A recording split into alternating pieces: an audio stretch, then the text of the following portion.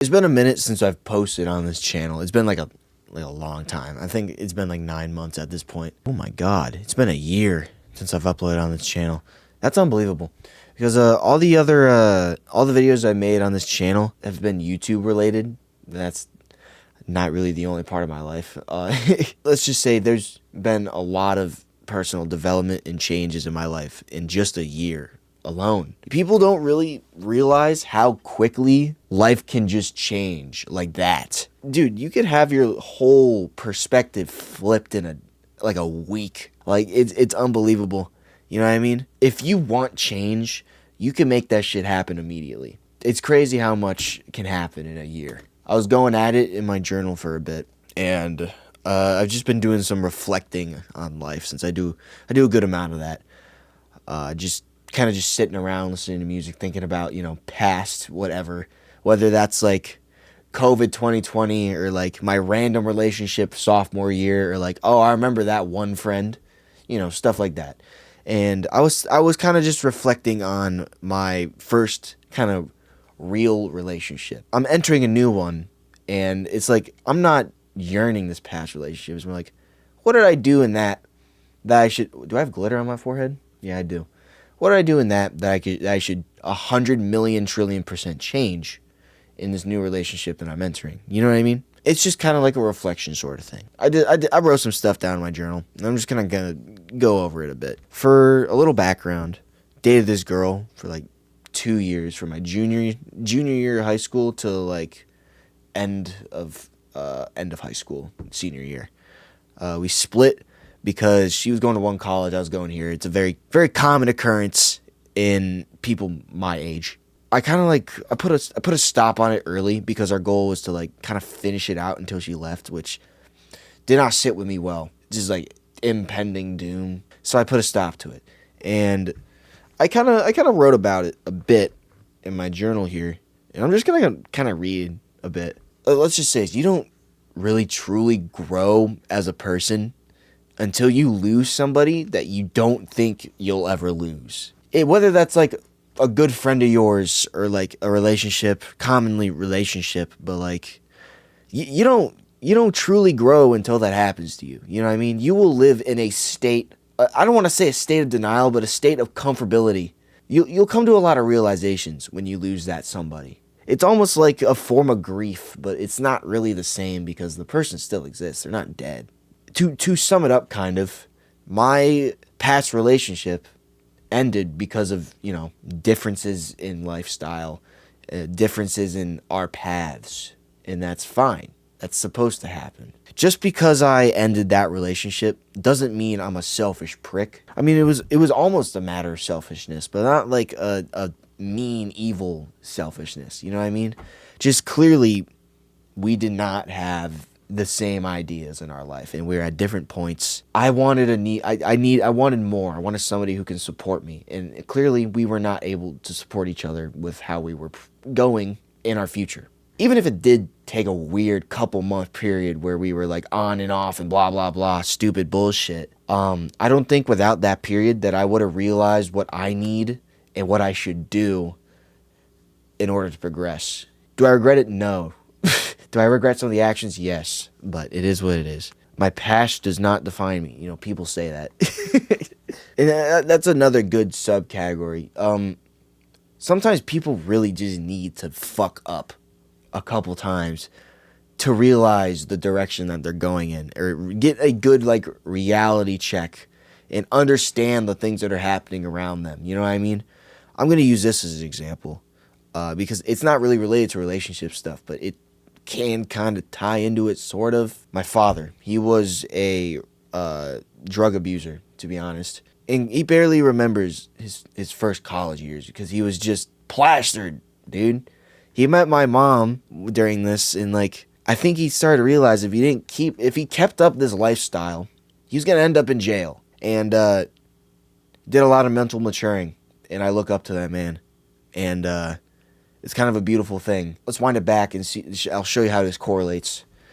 In my past relationship, if I didn't screw up and do that weird situationship garbage, I hate that word, stupid word. But if I didn't do all that, then I don't think I would have realized what I need to do and what I want in a relationship and how to approach a relationship. Just kind of go with the flow, you know what I mean? If you're sat there overthinking about a relationship, or if you're sat there like deep in your thoughts about something in terms of a relationship or even like something else, and like, yeah, it's probably going to cause you some stress depending on how you approach it and depending on your mindset.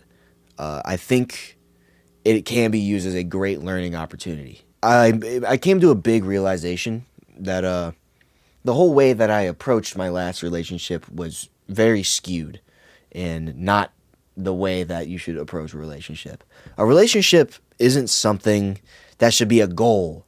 It isn't something that you just get a reward for. Like, oh, I got a pretty girlfriend. I'm the best there is now. That's not how that works. It's a very deep process on trying to learn a new person, understand their emotions, keep your emotions leveled and mature, how you can support this person, what they like, finances that'll help you support this person's hobbies, understand how this person reacts to certain things, how this person, thinks, and all sorts of stuff, you know what I mean? I never did that. I just kind of like, oh, I have this woman now, and sometimes I buy her shit. Sometimes we eat food together. Sometimes we build Lego sets together. Yes, they are your best friend, and they should be your best friend. But it's also like a big, like, self-improvement thing for your own personal self as well. It is not just getting with somebody and then, oh, we're friends, but we kiss sometimes. Because that's how I approached my entire 2-year relationship, to be honest. And it kind of took me a while to realize what the issue was. It took me a minute to realize what I was really actually doing wrong. And I learned that if you don't get those things down, you're probably not going to have like a good quality relationship. If you don't approach it with learning and growth in mind, and you just want to ride that shit out, do things how you do, you're better off just being single and on your own. If you just want to live your life, not have to worry about all the growth and the learning a new person that comes with a relationship, don't get into a relationship. Figure yourself out, and then once you figure yourself out, find out if you're ready to tackle that type of thing. I mean, this isn't saying you have to be a completely like healed, oh, I have my whole life figured out type of person, because that's just objectively too much, you know what I mean? Your relationships are learning opportunities. That's what this whole thing is. Even like me fucking up my entire last relationship, that on its own was a learning opportunity.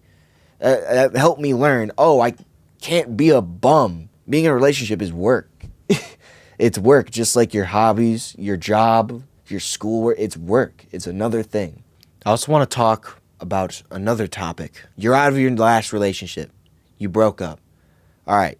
When is it right to get with a new person? You should not be searching out a new person. All right. If you break up with somebody and your first thought is, shit, I need something to fill the void in my heart, you are not ready for a relationship. And now I know I'm not really one to like give advice. Well, I'm like 19, bro. I haven't walked this earth that long.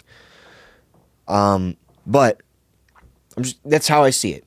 If you get out of a relationship and your first thought is, I need to find a new woman, yeah, don't get in a relationship. You are not prepared. Unless you were just some bum that sees women as like objects of like self-fulfillment and pleasure, which people exist. If you're some bum that's like, oh, gotta get on Hinge and get fucking, you are degenerate, first off. Second off, it's probably a core moment in your life, and you need to be a degenerate for a little bit to realize you're a degenerate. Whatever. 3, fuck Hinge. Hinge is bad. If you are online dating, I don't know what you expect to get out of that, wholeheartedly. How you know you are ready for a relationship? You are ready for a relationship when you don't feel the need to be in a relationship. And that's the best way to put it. If you have grown to a point where you are just trying to improve on yourself, you're doing your hobbies, doing your schoolwork, you in mind, doing the things you like, hanging out with the people you like, and you don't feel this need to have a woman in your life, then I think then you're probably ready to be in a relationship. Because I think the best relationships happen when you're not looking. And everybody says this, but the best quality relationship you will get is a relationship with somebody that you just click with one day. Not these stupid talking stages over goddamn Instagram or Hinge or, oh, don't even get me started on Snapchat. That is my least favorite app in this world. Snapchat is the worst thing. The way Snapchat just skewed people's perceptions completely. Oh no, she sent me a ceiling picture instead of her full face. I guess she wants me dead. Don't even get me started on Snapchat streaks.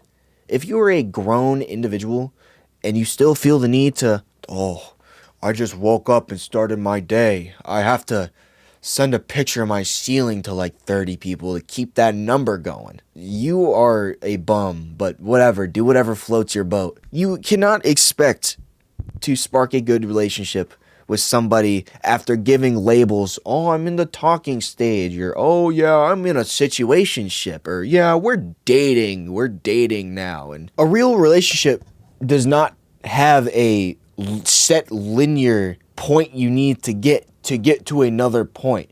You do not need to do one thing to get to another thing, to get to another thing, to get to another thing.